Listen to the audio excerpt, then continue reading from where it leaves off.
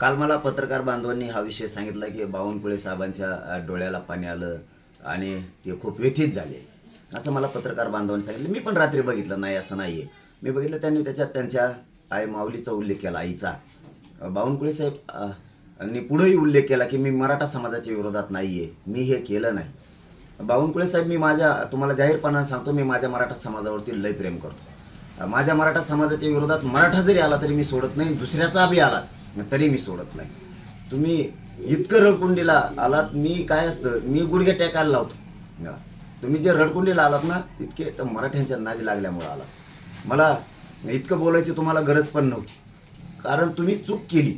हे बघा, तुम्हाला एवढं रडकुंडीची यायची वेळ याच्यामुळं आली की तुम्ही परळीच्या टोळीच्या नादी लागलात.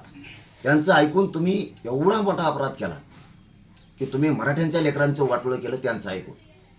तुम्ही हे त्यांचं ऐकायला नको होतं. तुम्हाला आणखी नाही जाहीरपणे सांगतो, इथून पुढं तुम्ही त्या टोळीच्या नादी लागून त्यांचं ऐकायचं नाही. ते तुमच्यापाशी दिसले सुद्धा नाही पाहिजे. कारण तुम्ही काल जे व्यथित झालात, आम्हाला पण वाईट वाटलं. मला सुद्धा, मी रात्री बघितलं ते की तुम्ही तुमच्या आईचं नाव घेतलं. शेवटी ती मायमाऊली, आई ही आई असते सगळ्यांची. तुम्ही आईचं नाव घेतलं. आमच्यावरती मराठ्यांचे संस्कार आहेत. तुम्हाला पहिल्या वेळेस आम्ही माफ करतो, तुम्हाला सोडून देतो. तुमच्यावरती व्यंग मी करणार नाही इथून पुढं. कारण मराठी येते, आम्ही एकदा दोनदा माफ करतो, सोडून देतो. पण याच्यानंतर जर चूक झाली तर सोडणार नाही तुम्हाला. पण हेही सांगतो की तुम्ही 28 ऑगस्टच्या आत तुम्ही पत्र देऊन केलेली चूक दुरुस्त करा. 4ही प्रमाणपत्र आमचे तुम्ही राजकीय दबावापोटी शिरसाटणी तुम्ही रद्द केले, त्यालाही त्याच्याकडेही बघणार आहे, सोडणार नाही. पण तुम्हालाही जाहीरपणानं सांगतो की तुम्ही केलेले प्रमाणपत्र ते रद्द केलेले ते वैध करून पुन्हा द्या. आमचं काहीही म्हणणं नाही, काही हरकत नाही.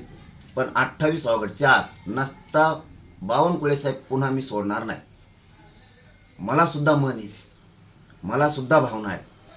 मी मराठ्यांचा आहे. आमचे राज्यातले मराठी, आमच्यावरती सगळ्यांवरती संस्कार आहेत. तुम्ही आमचं वाईट केलं म्हणून आम्ही तुमच्या मागं लागलो. आम्ही तुमच्या कधीही मागं लागलो नसतो. पण तुम्ही काल जे रडकुंडीला आलात ना, फक्त मराठ्यांच्या नादी लागल्यामुळं. पण तुम्ही बोललातच ना आता की मी मराठ्यांच्या विरोधक नाही, मी मराठ्यांच्या विरोधात काम केलं नाही, मी कधी असं करणारा नाही आहे.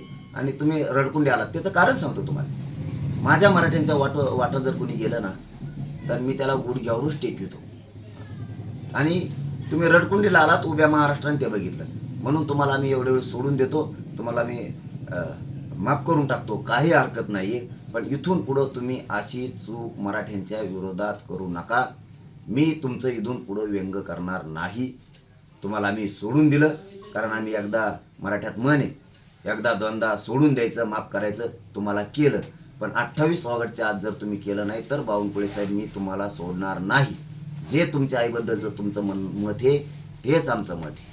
आम्ही भावनिक लोक आहेत मराठ्यांचे, पण आमच्या लेकराच्या अन्नात विष खाल्ल्यावर मी सोडू शकत नाही. हे तुम्ही लक्षात ठेवा. तुमची केलेली चूक तुम्ही 28 ऑगस्टपर्यंत सुधारा. तुम्ही तुमच्या आई माऊलीचं नाव घेतलं आणि मराठा विरोधी नाही मी असं घेतलं, म्हणून आई माऊली हे माऊली येते. त्यामुळं तुम्हाला माझ्याकडून 100% आणि माझ्या मराठा समाजाकडून सुद्धा तुम्हाला आम्ही माफ केलं, सोडून दिलं. तुमचं इथून पुढं व्यंग करणार नाही. पण पुन्हा तेच सांगतो, इथून पुढं चूक मराठ्यांच्या विरोधात तुम्ही करू नका, ही माझी तुम्हाला आग्रह आहे. आणि तुम्ही आता इथून पुढं परळीच्या टोळीच्या नादी लागून कुठाने कसलेच करू नका आणि मराठ्यांच्या विरोधात जाऊ नका. पण 28 ऑगस्टच्या आत तुम्ही केलेली चूक तुम्ही सुधारा आणि ते प्रमाणपत्र सगळे द्या. काही म्हणणं नाही. इथून पुढं आम्ही तुम्हाला सोडून देऊ.